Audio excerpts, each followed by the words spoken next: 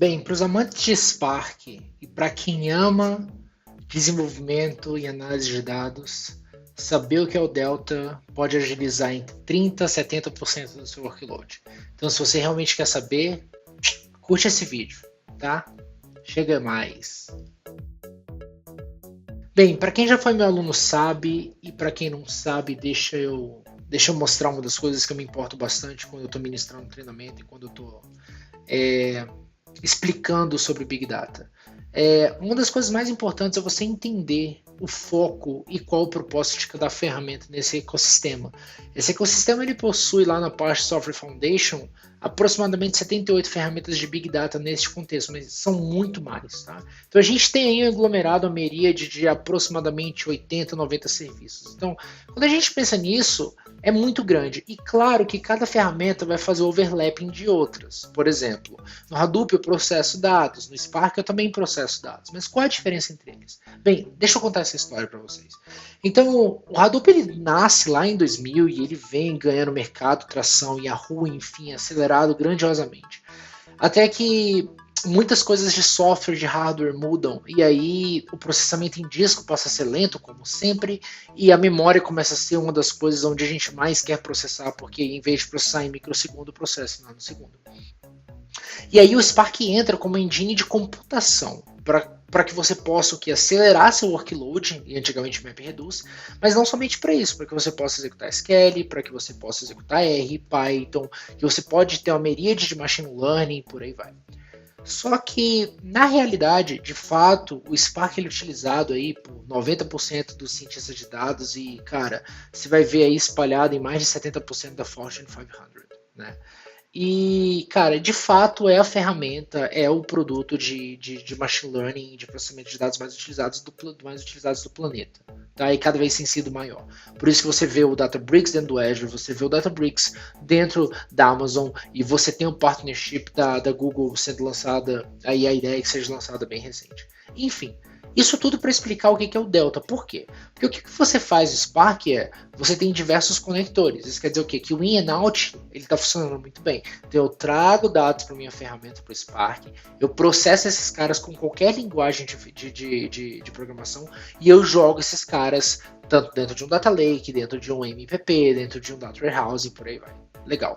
Mas, olha só o que eu acabei de falar. Acaba sendo um ambiente transiente, porque eu recebo, eu processo e eu saio do Spark.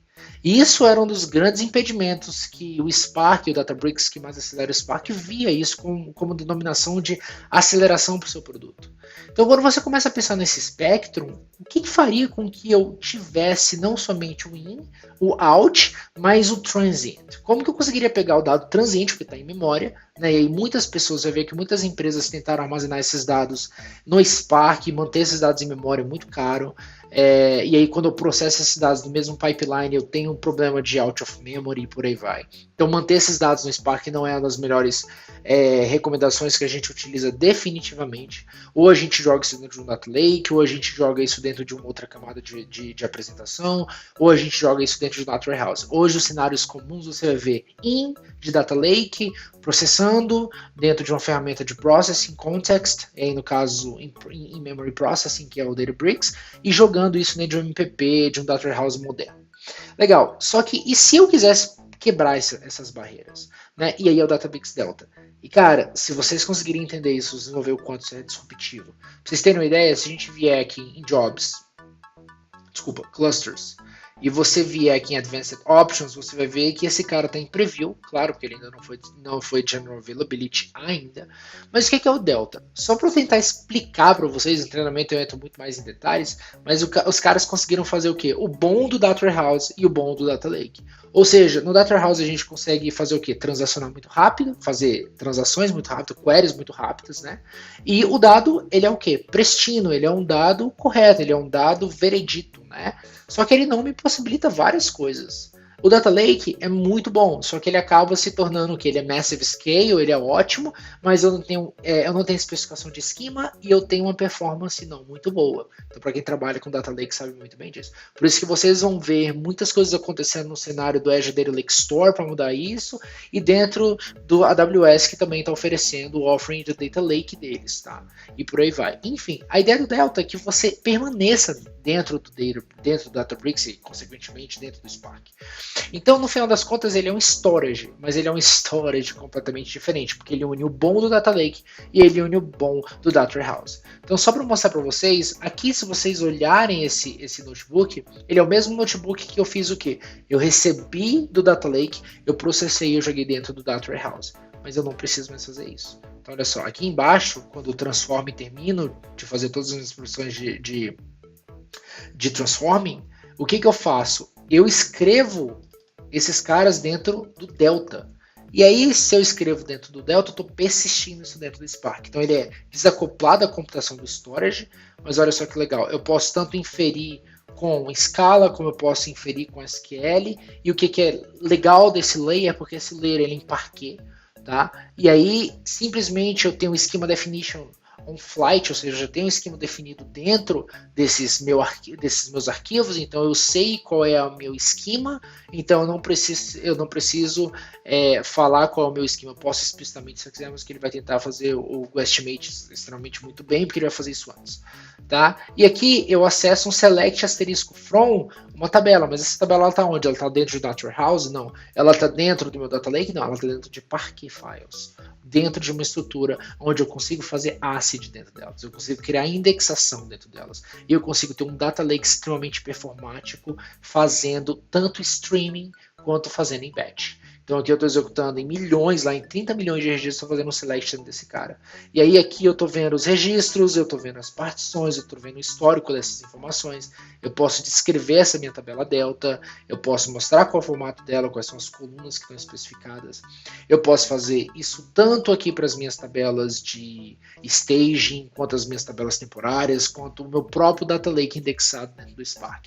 Isso quer dizer o quê? Isso quer dizer que agora eu não preciso mais sair do Spark para absolutamente nada. Então, a proposta da Databricks, lançando isso para o Spark, enfim, a proposta da Databricks, porque isso vai estar no Databricks, é que você consiga utilizar esse storage para receber os dados, fazer streaming, fazer batch, fazer machine learning, tudo que você precisa dentro do Spark, e no final, em vez de você ter essas informações persistidas em memória, isso era um dos grandes lacks de problemas que a gente tinha, ter esse dado dentro de um storage extremamente condenso, rápido e performático. Então, eu espero que vocês consigam entender o quanto isso é mind-changing e mind-blowing também, né? Porque em vez de eu brincar com a camada de Data Warehouse, eu posso fazer esse cara inteiramente aqui. Bem, lembrando que eu passei um pouco rápido pelo notebook, mas não fiquem preocupados, esse notebook está no GitHub, então vocês podem ir lá, eu acabei de atualizar eles no momento da gravação. Então vai lá, dá uma olhada, lê, entende um pouco, isso já está em preview, ele está sendo utilizado, você pode ter... Estava em private preview, mas agora está em public preview, então você pode ter acesso uma vez que você cria um cluster de Databricks. Eu espero que vocês tenham gostado e tenham entendido. Infelizmente, né, no treinamento a gente passa 24 horas para ter esse conceito inteiro formado e bem consolidado, mas eu espero que vocês realmente tenham entendido a dimensão e a proporção que o Spark vai tomar fazendo isso. Tá? E isso foi implementado em várias empresas gigantescas fora do país, já está em produção, já está sendo acelerado. Então, isso é uma realidade, são anos de investimento do time do Databricks, e aí muitas das coisas você vai ver isso, claro, sendo um onboarding dentro do Spark, não se tem certeza se vai ficar somente no Databricks, se vai ser mandado para o Spark nativamente, enfim. Mas a ideia é que você consegue fazer isso de forma maravilhosa, e a possibilidade de indexar, a possibilidade de fazer structure streaming, a possibilidade de você fazer machine learning dentro de um layer extremamente eficiente, rápido e com esquema é extremamente importante, porque a gente vai falar de Data Lake, mas Data Lake não tem esquema, é esquema on read, e quando a gente fala de Data Warehouse, a gente está falando de esquema on write, então existem duas diferenças desse mundo. Então espero que vocês gostem, aí tenham entendido o conceito, e a gente se vê na próxima. Abraço.